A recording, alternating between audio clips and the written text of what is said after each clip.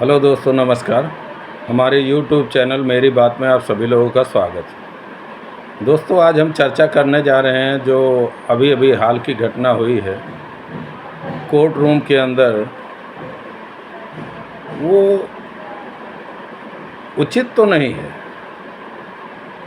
परंतु उसके कारण पे भी ध्यान दिया जाना चाहिए कि ऐसी नौबत आई ही क्यों। क्योंकि गरिमा तो दोनों की होनी चाहिए, सम्मान करने वाले का और सम्मान कराने वाले का। कर्तव्य तो दोनों का निश्चित होगा ना, सम्मान करने वाले का भी और सम्मान कराने वाले का भी। और बंधुओं, एक बात मैं कहना चाहूँगा, जिसके अधिकार ज़्यादा होंगे उसके कर्तव्य भी ज़्यादा होंगे। यदि आपके पास अधिकार ज़्यादा हैं तो निश्चित रूप से आपको कर्तव्य ज़्यादा ही आपके होने चाहिए। यदि आप कर्तव्यों का पालन नहीं करेंगे तो फिर दूसरे से कैसी आप उम्मीद करेंगे। और दूसरी बात, प्रत्येक व्यक्ति का एक स्वसम्मान होता है, स्वधर्म होता है।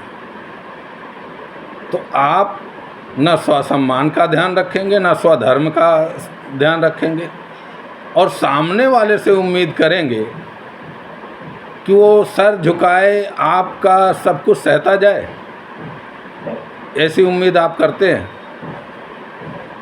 तो अति सर्वत्र वर्जित। किसी चीज़ की एक सीमा होती है। यदि आप किसी को एकदम भगाते भगाते भगाते दीवार तक ले जाके सटा दिए, अब वो कहाँ जाएगा। तो हमारे सनातन पर टिप्पणियाँ, हमारे धर्म की उपेक्षा, हमारे इष्ट देवों पे अनाप शनाप, तो क्या आप कैसी उम्मीद करेंगे फिर। और जो उच्च पदों पर पहुंच चुके हैं उनसे, उनके द्वारा ऐसा किया जाता है। मैं तो ये कभी उलाहना नहीं देता हूं और धर्म के बारे में बोलिए, क्योंकि इससे मेरी कायरता सिद्ध होती है। मैं कभी नहीं बोलूँगा कि दूसरे धर्म पे बोल के दिखाइए। मैं इतना जानता हूँ कि यदि मेरे धर्म पे कोई कुछ बोलेगा तो मैं उसका अपने दायरे में और प्लस कानून के दायरे में रह के उसका विरोध तो अवश्य करूँगा। मैं ऐसी प्रतिक्रिया की जो है सम्मान नहीं करूँगा। ऐसे प्रतिक्रिया होनी भी नहीं चाहिए, लेकिन ऐसी टिप्पणियाँ होनी चाहिए। और आपका भेदभावपूर्ण रवैया कब से चला आ रहा है। एक तरफा दिखता है न्याय व्यवस्था। न्यायालय की कोई गरिमा नहीं होनी चाहिए। अरे कोई अनपढ़ गवार आदमी को भी आपके सारे डिसीजन अगर बता दिए जाए ना, तो अंधा व्यक्ति जो न्यायालय का कभी ना नहीं सुना है ना, वो भी बता देगा कि ये एक तरफा न्याय है। एक ही समाज को आप हमेशा दोयम दर्जे का नागरिक कहते जाते हैं। 30-35 साल वाली घटना को आप बता देते कि ये मतलब सुनने लायक ही नहीं है, बहुत पुराना हो चुका है। तो वक्फ बोर्ड का गठन कब हुआ था, उसका फिर क्यों सुनवाई कर रहे हैं आप। वो घटना पुरानी नहीं है।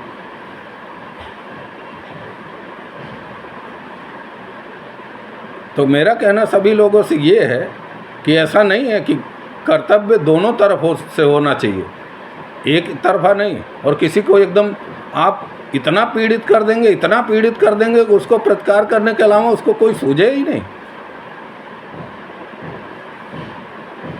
आखिर एक सभ्य व्यक्ति जो कभी, जिसके पास जीवन में कोई एक FIR तक नहीं है जिसके ऊपर, और इतना इंटेलिजेंट गोल्ड मेडलिस्ट होते हुए भी उसको इतना विवश क्यों होना पड़ा। आप दही हांडी पे तो तुरंत एक्शन ले लेते हैं, सौ मोटो ले लेते हैं, जली कट्टू पे आप ले लेते हैं। लेकिन अब इसके आगे मैं और नहीं कहना चाहता, क्योंकि मैं अपने स्वाभिमान से समझौता नहीं करता। इसलिए मैं ये कभी नहीं कहूँगा कि दूसरे धर्म के विषय में बोल के दिखाइए। हाँ, लेकिन अगर मुझे एक तरफा कार्रवाई दिखेगी, मेरे धर्म पे कोई बोलेगा, तो चाहे किसी पद पे पदासीन हो, हम कानून के दायरे में रह के उसका विरोध अवश्य करेंगे। अब बहुत हो चुका। हमारे धर्म की कोई मर्यादा ही नहीं है। जिसका जो दिल में आए वो बोलता रहेगा, हम सुनते रहेंगे। तो मैं सभी लोगों से अनुरोध करूंगा कि सभी लोग अपने अपने स्तर पे, जहां आप जिस जगह पे हो, बिना किसी डर के, बिना किसी भय के, यदि आप पे धर्म पे कोई टिप्पणी करता है, आपके इष्ट देव पे कोई टिप्पणी करता है, तो उसका विरोध कीजिए, अपने स्तर पे विरोध कीजिए। और हिंदुओं, सनातनियों, मैं आप लोगों से, ये सारी गलती ना आपकी है। जब सज्जन व्यक्ति मौन होता है ना, तो दुर्जन का हौसला बढ़ता जाता है। यदि सज्जन मौन ना रहे ना, तो दुर्जनों की हिम्मत नहीं है कि कुछ भी ऐसा कदम उठाएं जो हमको पीड़ा पहुंचाए। द्रौपदी वस्त्रहरण का कारण सिर्फ एक था, वहाँ के जो स्वजन लोग थे मौन थे। तो इसलिए विरोध करना सीखिए, अपने अपने स्तर पर विरोध करना सीखिए। जो लिख सकते हैं लिखें, जो बोल सकते हैं बोलें, जो विरोध कर सकते हैं करें, नहीं तो सबका सहयोग करें। जो कर रहा है उसका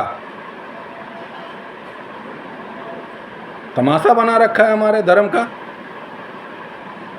जबकि मैं चैलेंज करता हूँ, आज के जितने भी पंथ हैं, एक भी पंथ मेरे धर्म का एक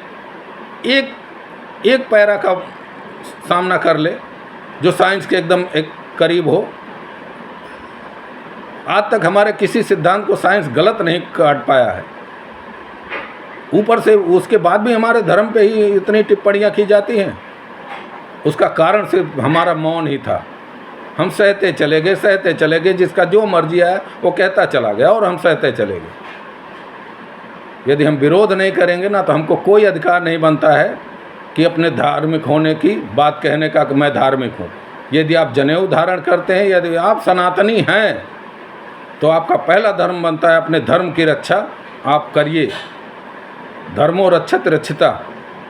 जो अपने धर्म की रक्षा नहीं कर सकता, वो जीवन में समझो उसका जीना ही बेकार है।